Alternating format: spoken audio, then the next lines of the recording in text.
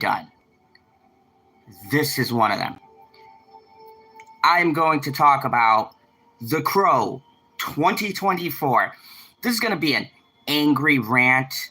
I'm going to try not to spoil anything, but really nothing to spoil in this movie. There is nothing to spoil in this film. So let me get down to what The Crow is, and then I'm going to give my personal backstory with this movie, and then I'm going to get into my review, because I might be slightly biased on this because I grew up with the 1994 original Crow. But this new Crow is 2024 gothic superhero movie by a talentless director, Rupert Sanders, who has directed such hits as The Ghost in the Shell 2017 and Foundation. Hopefully he never gets a fucking job again. And this movie has been in production since 2008. It's starring Bill Skarsgård, F.K.A. Twigs, and Danny Houston.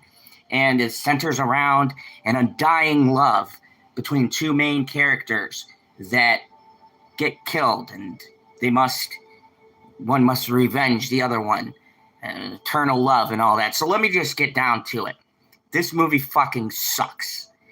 As a fan of the original 1994 film, this is disrespectful in a way that it's not even good.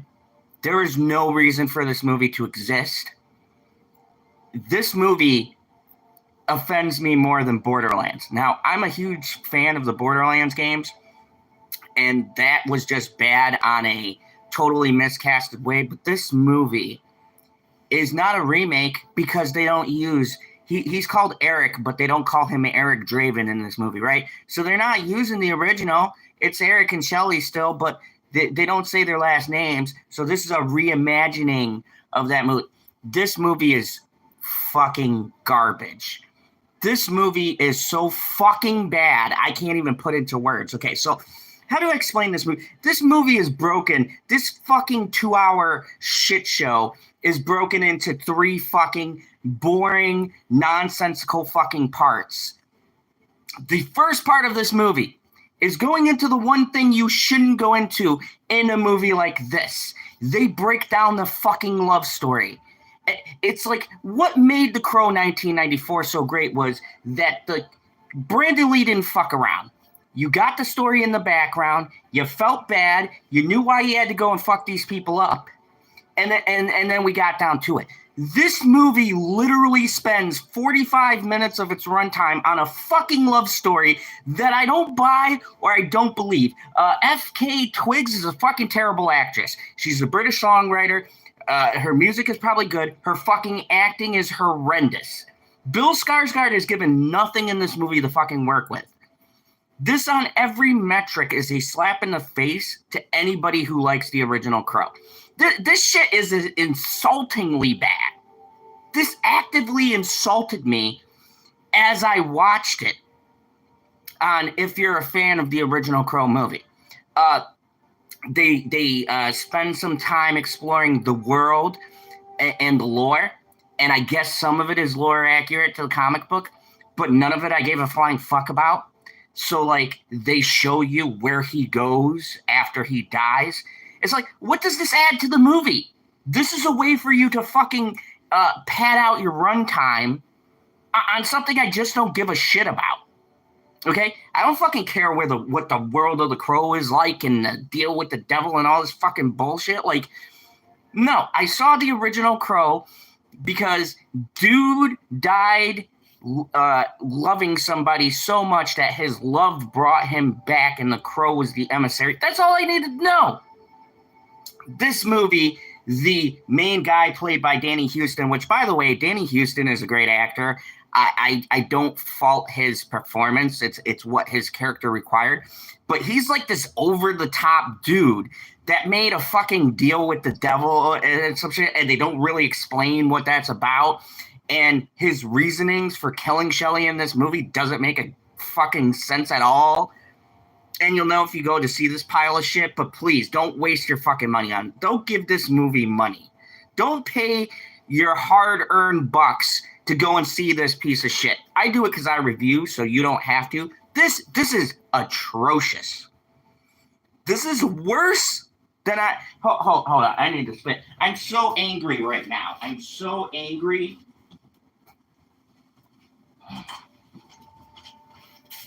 Okay, much better. Sorry. I'm so fucking frustrated. I knew this was going to be bad. Okay, if you guys don't know, or if you haven't been on my channel long, I had a watch along with Pop Culture PB and Justin Proper. You can go check that out for the original 1994 Crow. Might be my favorite movie, action movie. Like, I put it up there with Die Hard and Rambo and that. Like, no bullshit. The Crow is one of my favorite action movies. It's got love. It's a love story. It's got Brandon Lee and his final performance. The action sequences are amazing. You watch that movie today from 1994 and it still holds up to this very day. This movie will not. This movie is the standard CGI bullshit, copy John Wick, knockoff film, the fucking fifth in a row that we've gotten with no identity of its own. So I'm sorry, my review is going to jump all over the place because I'm genuinely shocked how fucking terrible this movie is. So what is the premise of this movie? So our heroes, if you want to call them that, our heroes, Eric and Shelley, meet at a fucking rehab. And they have this whirlwind sex, drugs, week excursion. And I'm supposed to believe that off of a fucking week of knowing somebody, and I'm not even, like, bullshitting you. They give you, like, the time they've been in love. A week, she fucking disappears, and then he goes to find her, and then our story begins, okay? So off of a week, I'm supposed to believe this dude formed a never-ending dying bond that he goes to hell to make a deal to come back to avenge her death. And now here's the weirdest choice of them all. After you waste your time on a fucking love plot you don't care about for 45 minutes, there's a subsection where the writer thought it would be a brilliant idea, or they're so fucking creative, they're so smelling their own shit, that they thought it would be a good idea to show us how tormented he is about becoming this Avenger. That is like, no. Okay, let me give you an example. Look, I'm not a writer. I don't know about situation, but let me give you an example. If somebody fucking murdered Bitchy horribly, who I've known for 6 years and lived with and I love, when I came back for vengeance, I wouldn't be sitting here in a chair going, I don't know if I could do this. I don't know if I'm strong enough. I don't know if I have the will to keep... Are you fucking kidding? Bro, supposedly this girl you've known, by the way, for a week that you're so in love with was brutally fucking murdered in a horrendous way, and you're telling me you're gonna sit there for a fucking hour and be conflicted on if you're gonna take these mother... Let me just give you... Okay. Calm down. Let me just give you an example, okay? Could you picture watching John Wick, right? Picture watching John Wick and the scene with the dog, right? The infamous scene where everybody saw this and they were like, oh yeah, John, fucking kill these motherfuckers, right? Picture if John Wick in that movie moved around for like in an hour and a half movie or close to 2 hours. They weren't 2 hours at that time, right? It was like an hour and 50 minutes. Picture if John Wick took fucking 45 minutes to sit there and question his values and search his soul after these fuckers killed his dog. We didn't get those action scenes. We got 45 minutes of John Wick doubting whether or not he wanted to kill these people. You want to watch that movie? Because I sure as shit don't want to see that cut of the movie. Who thought it would be a good idea to have him mope around for fucking 45 minutes of a 2-hour movie? So essentially an hour and 45 minutes of this movie is nothing. Absolutely fucking nothing. Nothing you give a shit about, nothing you care about, nothing anybody asked for. Okay? So someone thought, and keep in mind this fucking movie was in production since 2008. So for an hour and 45 minutes, I fucking counted, We have a mopey-ass crow who's questioning the fucking meaning of life. Okay, and I'll get into the music and stuff like this.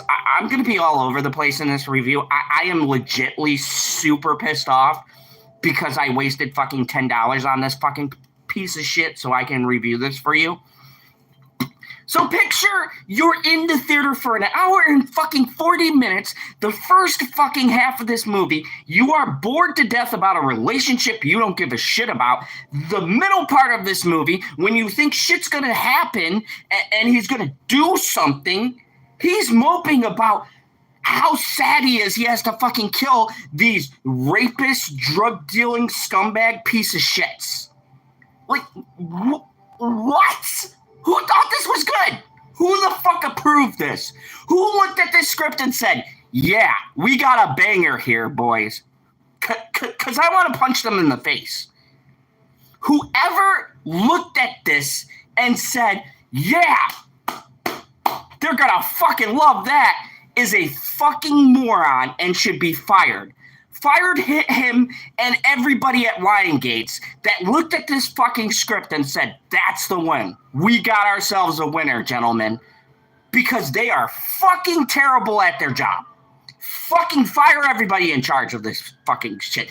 And hold on, let me go back to the director. Fucking, who's this piece? Rupert Sanders should be fucking shanghaied and fucking gotten out of Hollywood. Okay, let me tell you what this motherfucker made. He made Ghost in the Shell 2017. Don't get me wrong, that was fine. That had a lot of other controversies. But he did Snow White and the Huntsman, which was okay at best. And now he's at Apple TV making The Foundation. Stay at fucking Apple. Do not do more movies, Rupert. I'm sorry. Maybe this was a studio thing. I don't fucking know. But all of you motherfuckers that are involved should be fired, thrown in a fucking box, and put in the fucking ocean. This movie is goddamn terrible. Honestly, this is why I make a top 10 worst movies of the years list.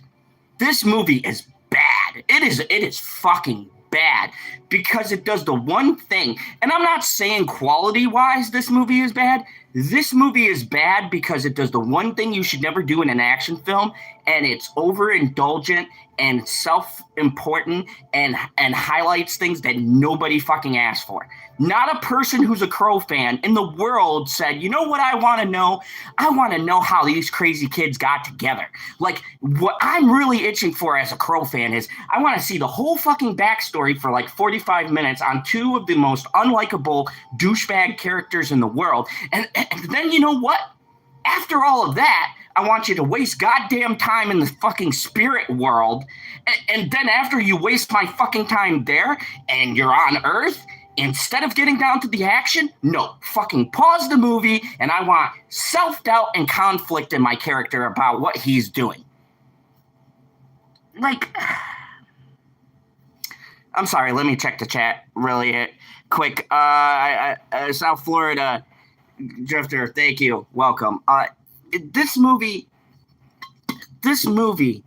literally out of 2 hours, takes an hour and like 35, 40 minutes before you get to what you look for. And spoiler alert, not spoiler, just watch the trailer. That is the only fucking action scenes in this movie. And they knew it. So the marketing basically told you where the action was. Now, I'm not going to lie, and I will give the movie the credit where it's due. The opera fight scene is fucking awesome. And like, I'd be a salty little asshole if I didn't... Sorry, I'm angry. If I didn't give this fucking pile of shit movie its credit, okay? I'd just be another person who's trying to shit on a movie, and that's not what I do here, okay? So, yes, the opera scene in this movie and what he does with a sword, and like I said, this is non-spoiler, if you want to see this fucking pile of shit, which I strongly recommend you stay away from this movie like fucking herpes. But if you're morbidly curious, the opera scene and what he does with a sword is pretty fucking cool. Not gonna lie, I thought when we got to this point we were going somewhere, and then it fucks itself in the ass at the end. And you'll see when you see the audacity. Oh my God. So the audacity of the end of this movie, the fucking giant nuts that the production company had for the end of this movie. Because the end of this movie has the balls to set up for a fucking sequel. Dude, let me tell you something, okay? I'm sitting here on a Saturday, right? In the middle of the day, I had fucking 2 people in my theater.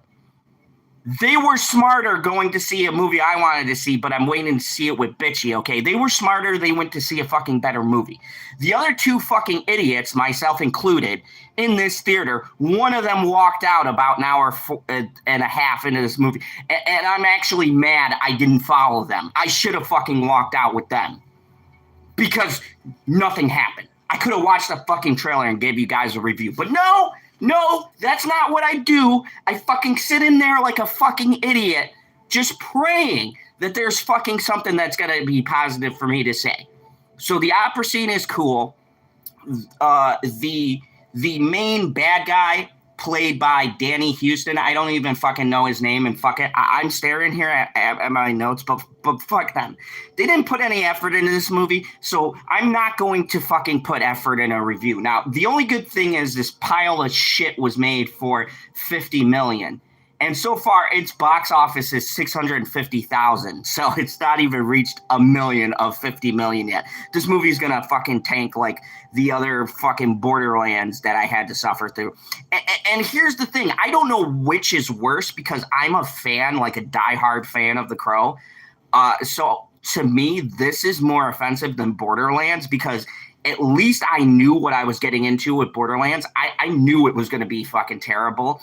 And I had been reporting on this leading up to this movie, and I knew this was going to be bad, but I did not know it was going to be this fucking bad.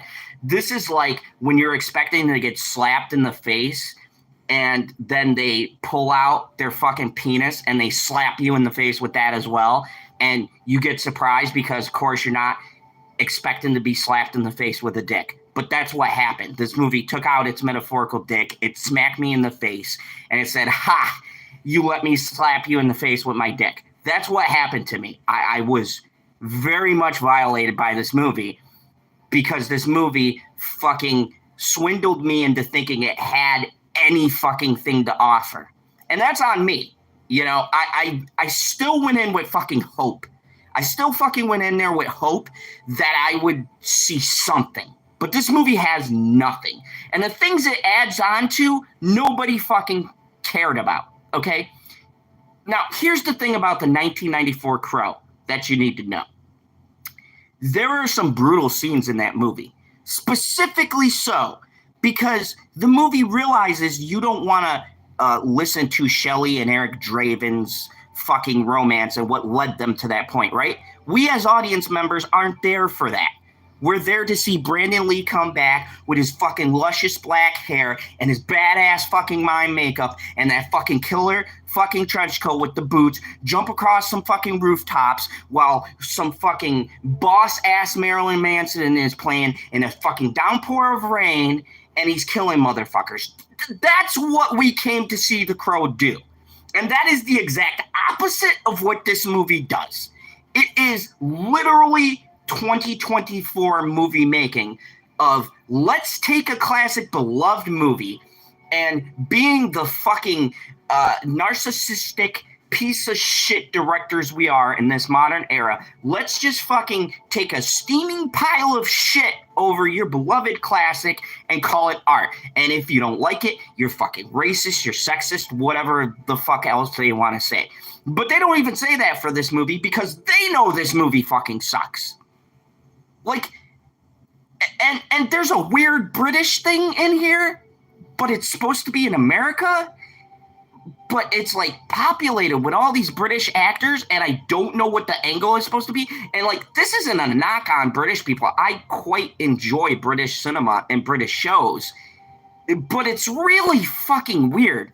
And the music, the fucking music in the, oh my God, the fucking music in this movie. Oh, Jesus. Oh, God. No, God. No. The music in this movie is so poorly implemented that honestly you have to see the movie to understand what I'm talking about. And if you've been on my channel, you notice I don't talk about music or sound design much, things like that. That's not a big but the music is so out of place in this movie. Okay, so take Crow 1994. You have Marilyn Manson who did that soundtrack in his height. And the vibe of his music fits the tone of the movie because it's very dark, it's very gritty, it's very shitty.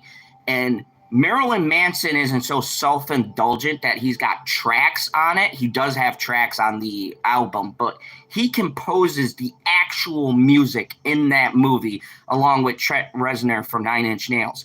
So, like, you have two people who work with grunge, grime, that dirty sort of music for the dirty city and the dirty feel that you have. Everything fits. This has some rap in it, some fucking British rock, some pop. Like, why? Why is there a pop song in my Crow movie? Can anybody fucking answer me that? Am I wrong? Is this some kind of like people enjoy this shit where you're supposed to be in a dark, gritty world with a fucked up story about two drug addicts that get mercilessly killed by a man who made a deal with the devil, and you're throwing in a fucking pop song? Why? Like why? What does this add to the movie? And the lyrics don't go with the scene. So what I mean is you can have a pop song in there, but if the lyrics like match what the character is doing or the character's motivation, that makes sense to me. Like, okay, I get why this song is in there. But it's like they threw the song in because the artist is sponsoring the movie. Like, I don't understand the music choices in this movie at all, like one bit. None of the fucking music matches the scene. There's only one scene where the music actually fucking matches, and that's the opera scene. And that's because it's fucking opera music. And I wanted to actually see the opera that was going on as opposed to this fucking movie. Because the opera has some kind of fucking cool shit associated to it about a guy who makes a deal, or this woman who makes a deal with the devil and has a son, and the devil comes back for this. I want to see that fucking movie. I was more interested in the opera as opposed to the fucking movie I was watching. Oh my God. I'm sorry. Like, I haven't given a rating, or I know I've been all over the place. I apologize, but this truly was much worse than I thought it was going to. Like, I knew this was going to be bad, but you know how you go into something knowing it's going to be bad, but it is somehow is worse than you possibly imagine? That's this movie. Like, I knew it was going to be bad. I didn't know how fucking bad this movie was going to be. I did not know I was going to be bored for an hour and 45 minutes.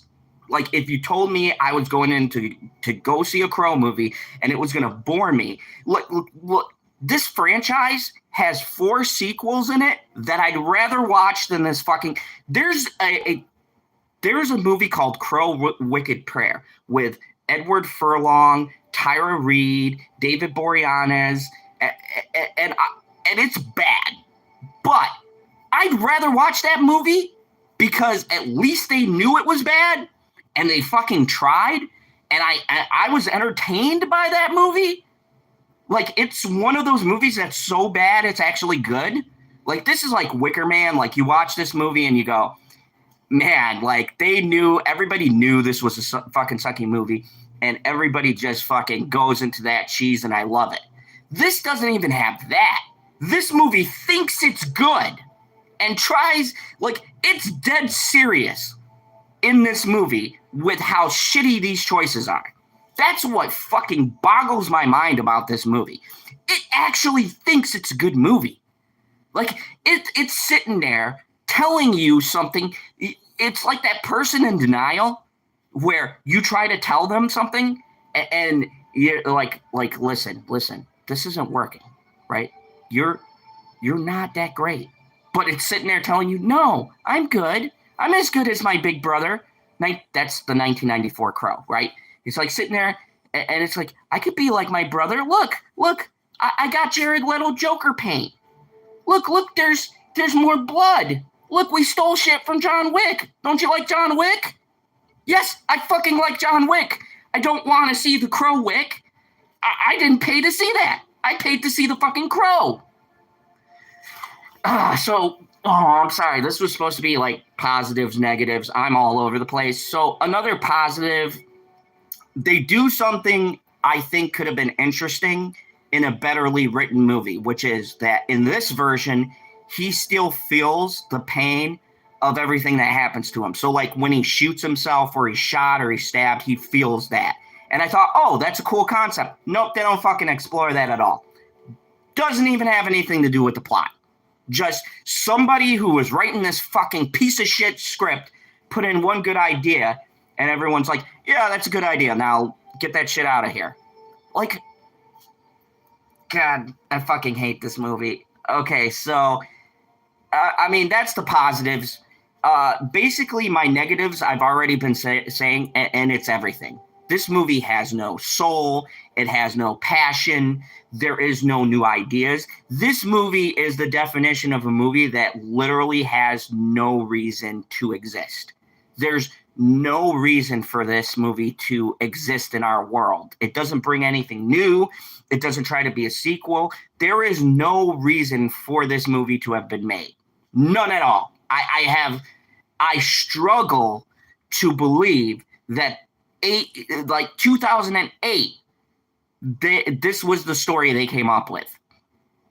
We're now in 2024, so just think about this. This has been in production since fucking 2008, and this is the final product we had.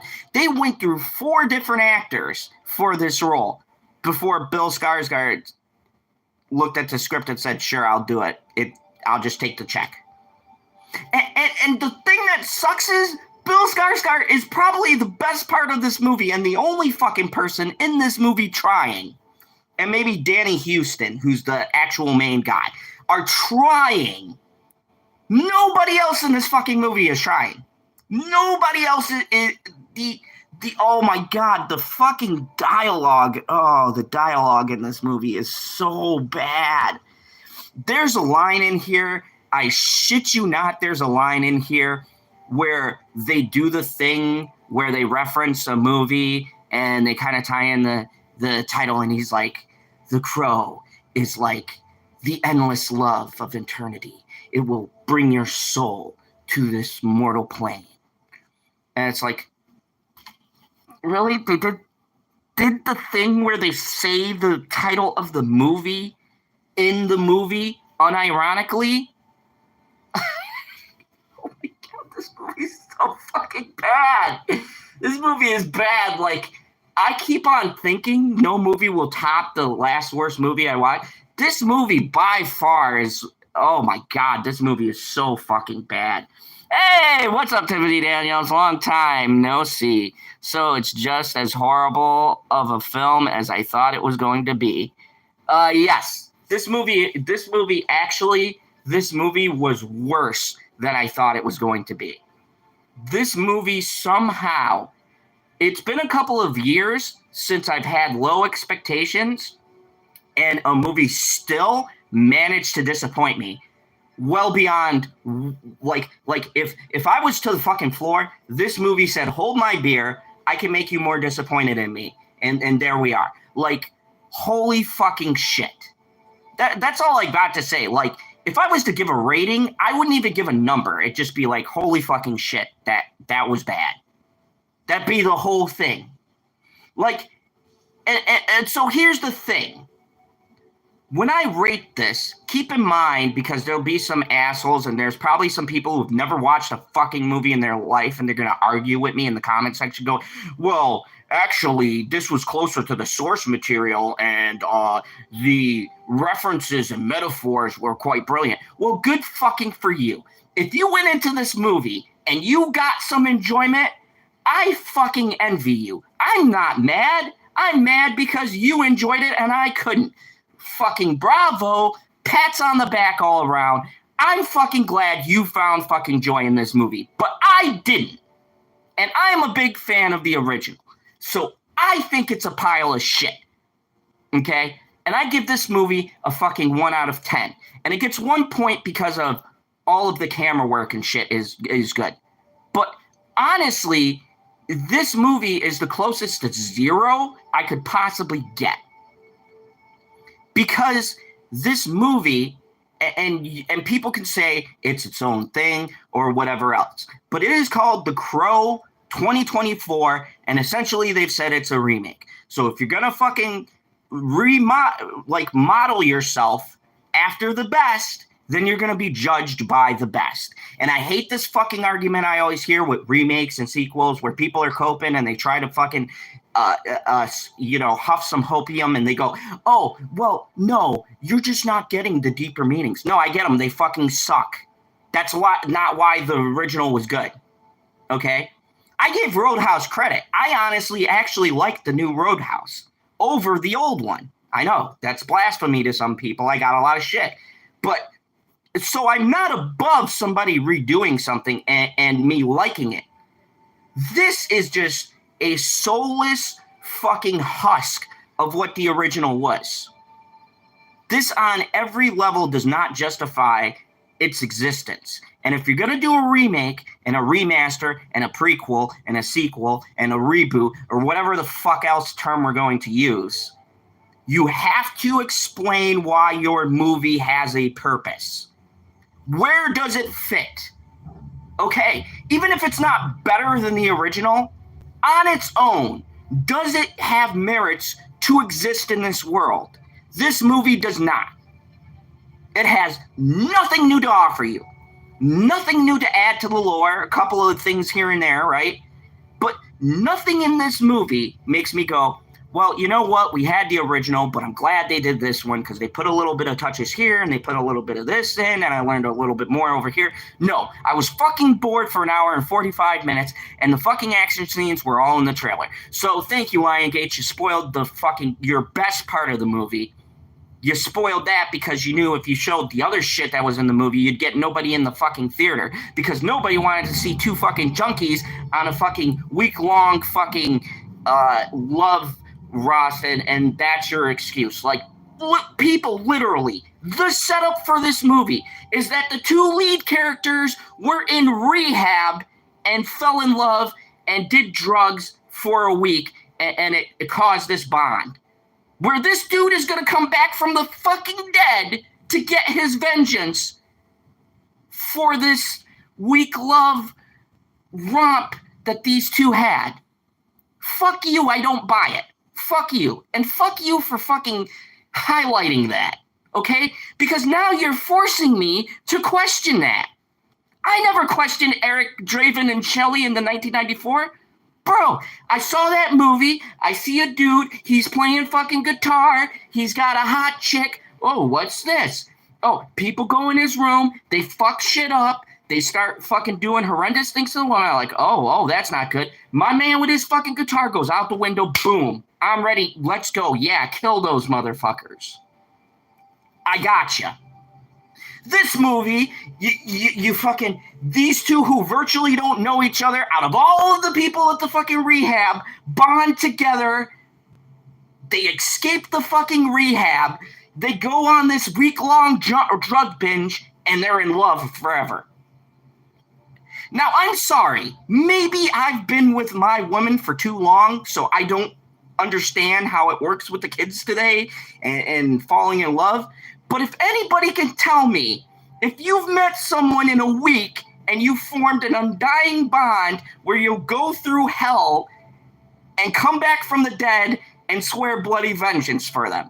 Maybe it's me. Maybe I'm just old-fashioned and I don't understand how the world works today. So maybe someone buys this fucking bullshit romance. But I don't. On top of the fact that they have the worst on-screen chemistry of any fucking couple I've seen this year. There is no chemistry. None whatsoever. Bill Skarsgård is charming. He's trying. F.K. Twigs, whatever the fuck, is a terrible actress and is not making me believe she loves this man with all of her heart and soul. F.K. Twigs does not sell that she is just madly in love with this man. Like, And then don't even get me started. Don't even get me started on the makeup. Like, oh my fucking God. This was in 2008. So here's my theory, my tinfoil cowboy hat theory. They saw the Joker design from Suicide Squad, because remember, that was in 2008 or somewhere in that area, and they said, oh man, that looks bitchin'. You know, can we put that in the Crow movie?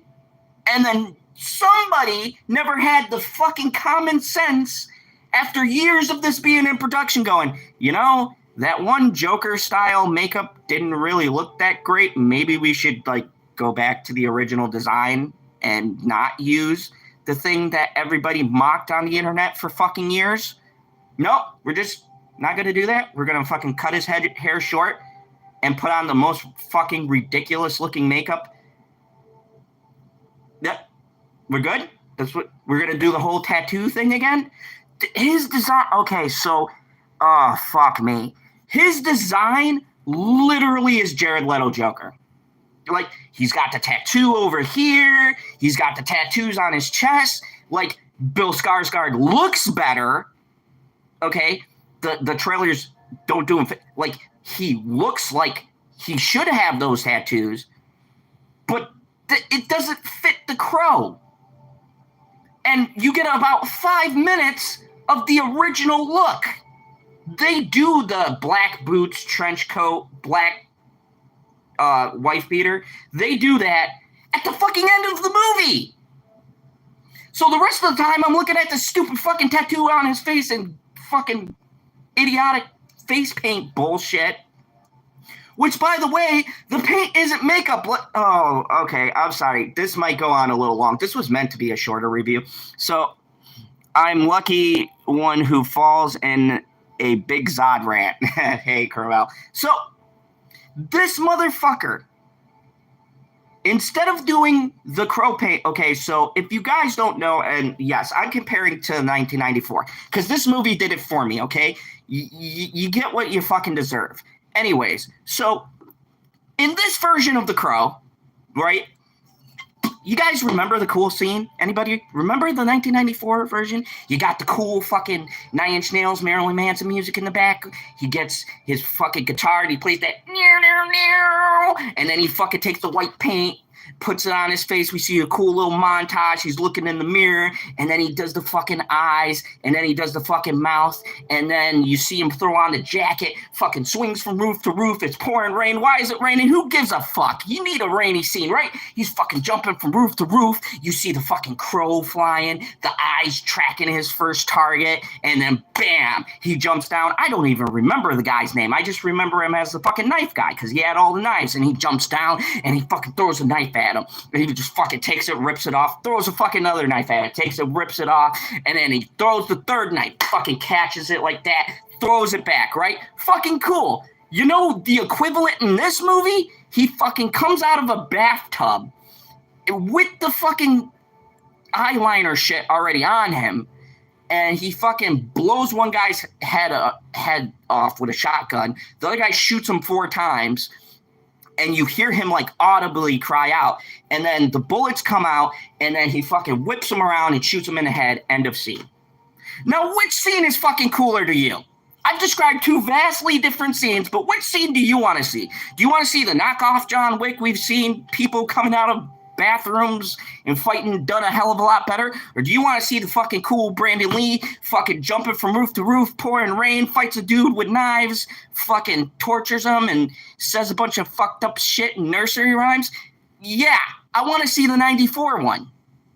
Like, so I'm sorry I got detoured, but the point was the makeup had a reason, and it had its own section in the movie, and it was kind of a montage and moody to set you in the fucking atmosphere like, oh, he's no longer Eric Draven now. He is the Crow. He is the spirit of vengeance that's gonna fuck these people up.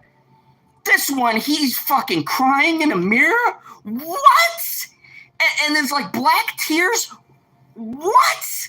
What is happening? Why? Why is this scene in here? What does it add to the movie? Oh, you're gonna be a whiny bitch while you seek revenge? Why? Anybody, if you have a fucking logical answer for me as to why this scene is more impactful than us seeing Eric Draven in the original jump from fucking roof to roof after he paints his face in the fucking coolest design that's been mimicked for like the past 20 years, over somebody rising in a fucking bathtub and killing two generic thug A and B super quickly. You tell me if you think that is better. If you think that a half-assed emotional scene just so we can get the depths of Eric's tormented soul and his confusion. We saw that. In the original Crow, he had his memories fragmented from when he died, and they showed fucked up blue scenes where he would like go like this and he'd remember their lives and bits and pieces of his lives. And I got the point. He's a tortured soul. He lost parts of his life and they come to him in these breaks. Effective storytelling. You don't gotta give me a whole fucking arc. I don't need to know he was eating a fucking PB&J sandwich and got really depressed because it reminded me of his love. Like, how is this better? I really am fucking confused. I'm baffled. This is on a level where I'm like, why? Not I'm mad, but I'm genuinely confused.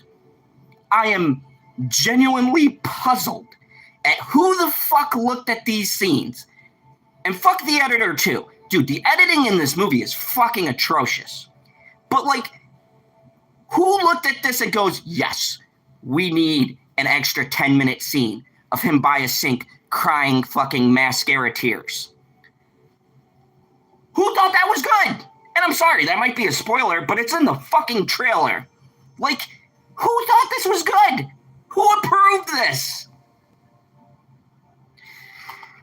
Oh my God, this is just like I saw The Strangers and I thought no movie, but honestly, I have to apologize to The Strangers, Borderlands, and Tarot. Like, at least you tried. Even the fucking Strangers, at least they redid the shit that made the original, okay? They just fucked it up. But at least they knew that thinking outside of the box was going to fuck them up. And they went off the rails at the end of the movie. This doesn't even try. This tries to do nothing. No homage, no nothing. It's as if The Crow is that ugly stepchild that they don't want to exist, they don't want to acknowledge exists. That's a great movie that everybody loves. No, they want you to remember this one because our character feels emotions. We tell a compelling love story. And we give you a little bit of action at the end. It's rated R. You still got blood. Aren't you happy? Is it? No, I'm not fucking happy. I'm not. This is the worst put together film. Like, even the sequences don't fit.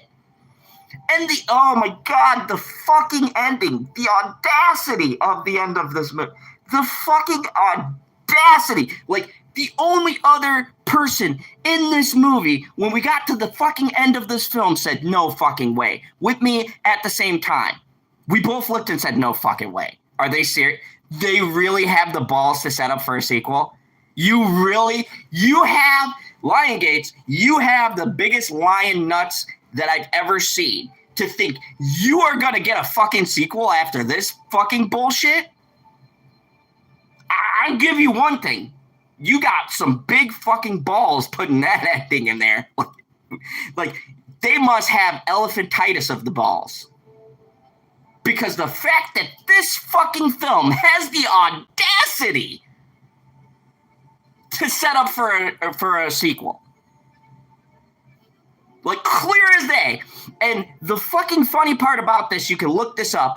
Bill Skarsgård says in an interview, the actor himself said that was not the original ending they shot, and that they were forced to shoot the ending that's in the movie now, and he protested the end of this film. Your own fucking actor said the ending was terrible. The person who's the fucking Crow says, nah, man, I think we need to keep this a one and done. Your own fucking lead actor, and goes on an interview and says, yeah, by the way, you know, I support the movie, I endorse it, blah, blah, blah, but just to let you know, that's not the original ending we shot. Like, holy fucking shit. Like, oh my God, this movie, this fucking movie, man. Like, holy shit. I did not plan on going on like a 45-minute fucking rant. I thought this would be a quick review. Tiffany says, so they took out everything that made the original brilliant and replaced it with a nonsensical. I don't even know what to call this. It's a remake, or as they put it, a reimagining. So they don't even call Eric Draven in this. He's just called Eric. And Shelley is just Shelley. So, and that's pretty much it. And the main character is more tied into the world of the Crow. So the premise is basically the villain of this movie is from the world that the Crow comes from. He made a deal with the devil and basically has to sacrifice these people. And Shelley found out about it, and so he uses her as a sacrifice.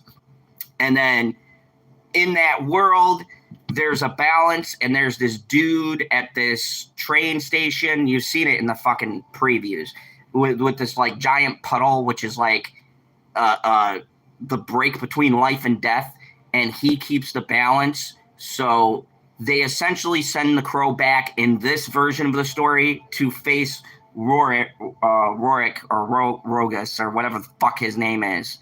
They send him to face the main guy, because if he is able to channel this power, then it throws everything out of balance. That's basically the story. So it's not even so much about him avenging his love, but the entities behind this bring him back more to balance the universe, and it just happens to be a person he loves, is the gist. And if it sounds confusing, it is.